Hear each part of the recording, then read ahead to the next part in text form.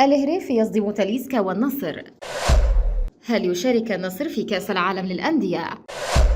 حقيقة صفقة النصر وداخية. النصر يقدم صفقته الجديدة الأربعاء المقبل.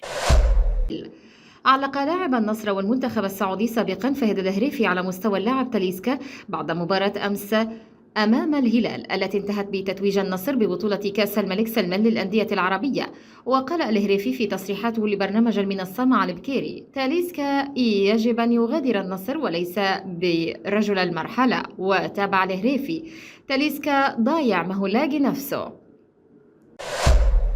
كشف الإعلامي الرياضي مبارك الشهري مفاجأة مدوية بشأن مشاركة نادي النصر في كأس العالم للأندية 2025.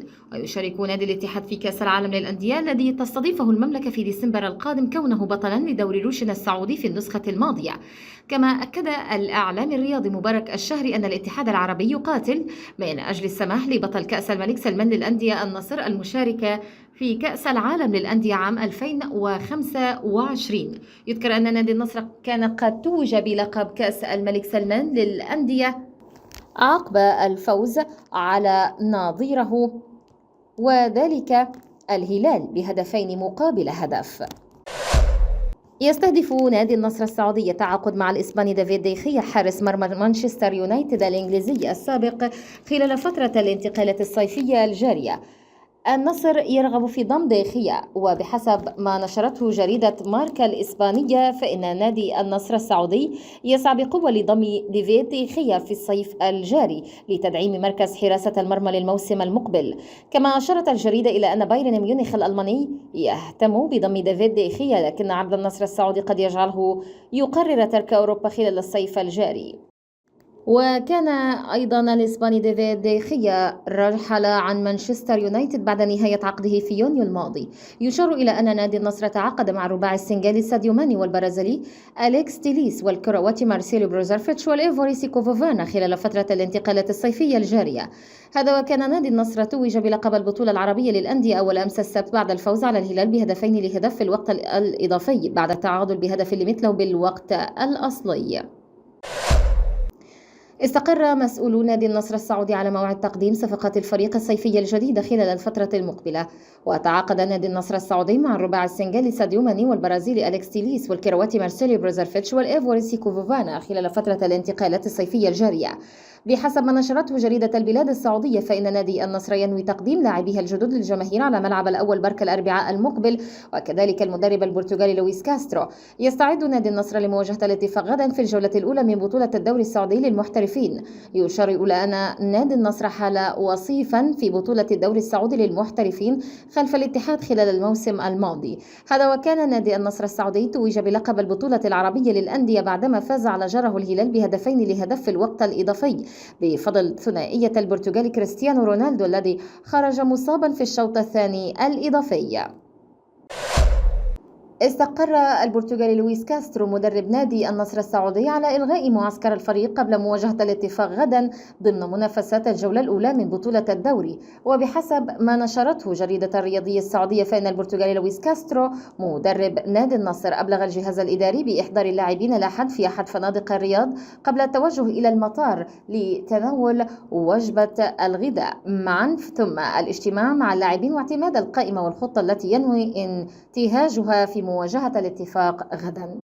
وشددت الجريدة على أن البرتغالي لويس كاسترو قرر إلغاء معسكر نادي النصر من أجل منح اللاعبين وقت أكبر للبقاء، وذلك بجانب عائلاتهم بعدما افتقادهم خلال 42 يوما.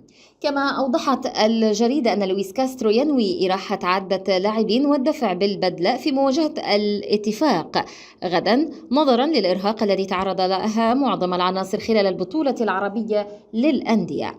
يشار إلى أن نادي النصر توج بلقب البطولة العربية للأندية لأول مرة في تاريخه أمس بالفوز على الهلال بهدفين لهدف في الوقت الإضافي.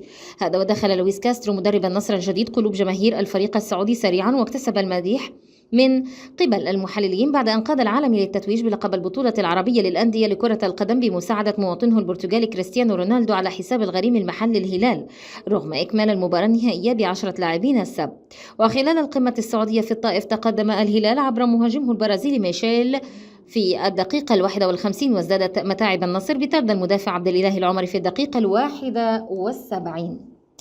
لكن فريق كاسترو احتفظ بثبات وضغط على منافسه ولعب رونالدو دور المنقذ وتعادل بعد 3 دقائق من الطرد من متابعة لتمرير عرضية ثم حسم الانتصار في الوقت الإضافي من ضربة رأس.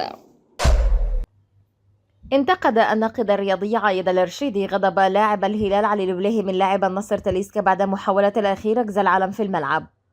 وقال الرشيدي على برنامجه الحصاد الرياضي مخاطبا البليهي: أنت من سنيت هذه الحركة ووضعت العلم، وما فعله لاعب النصر تاليسكا ردة فعل. وأضاف: ممكن باقي لاعبي الهلال يزعلون لكن أنت لا تزعل لأنك من فعلها. هذا وعلق الإعلام الرياضي محمد العميري بعد اشتباك بين علي البليهي ولاعب النصر تاليسكا بعد غرز علم النصر في منتصف الملعب بعد انتهاء المباراة بفوز النصر على الهلال 2-1 وتتويجه بكأس الملك سلمان للأندية العربية. وكتب العميري على حسابه بتويتر: ما حدث بعد مباراة النصر والهلال من اللاعب علي البليهي واللاعب تاليسكا يتطلب من لجنة الانضباط بالاتحاد العربي لكرة القدم إصدار قرارات صارمة ضد كل من تسبب في هذه الأحداث المؤسفة. وتابع: نعم، نقول مبروك للنصر وحظا أوفر للهلال، ولكن مثل هذه التصرفات التي لا تليق بالبطولة ولا بلاعبين كبار ومهمين في فريقين كبيرين. يستمر الحديث حول مساعي نادي النصر للتعاقد مع قلب دفاع جديد خلال سوق الانتقالات الصيفية الحالية مع انطلاق الموسم الجديد 2023-2024. ويخطط النصر للتعاقد مع إريك بايلي مدافع مانشستر يونايتد خلال هذا الصيف، علما بأنه قد لعب الموسم الماضي معارا إلى مارسيليا الفرنسي لكنه بات خارج حسابات المدرب إريك تين هاغ. وبحسب ما ذكره الصحفي الإيطالي نيكولا شيرا فإن نادي النصر قدم عرضا رسميا لضم إيريك بايلي ل 2026 واللاعب يستعد لمغادرة ملعب أولد ترافورد. وتعاقد النصر خلال سوق انتقالات الصيف الحالي مع الرباعي السنغالي ساديو ماني والكرواتي مارسيليو بروزرفيتش والإيفوري سيكو فوفانا والبرازيلي أليكس تيليس. وانضم بايلي إلى يونايتد قادما من فياريال في العام 2016 وتوج مع الشياطين الحمر بالدوري الأوروبي وكأس رابطة الأندية الإنجليزية المحترفة والدرع الخيرية. هذا وشارك بايلي مع يونايتد في 113 مباراة سجل خلالهم هدفا وحيدا وقد غاب عن 103 مباراة 566 يوما عن صفوف مانشستر يونايتد خلال فترة تواجده بسبب الإصابة. في سياق متصل قال أحمد الغامدي الرئيس التنفيذي لنادي النصر خلال تصريحات إعلامية: حتى الآن لم يكتمل العمل، ما زال أمامنا الكثير، اللاعبين لم يشاهدوا أهاليهم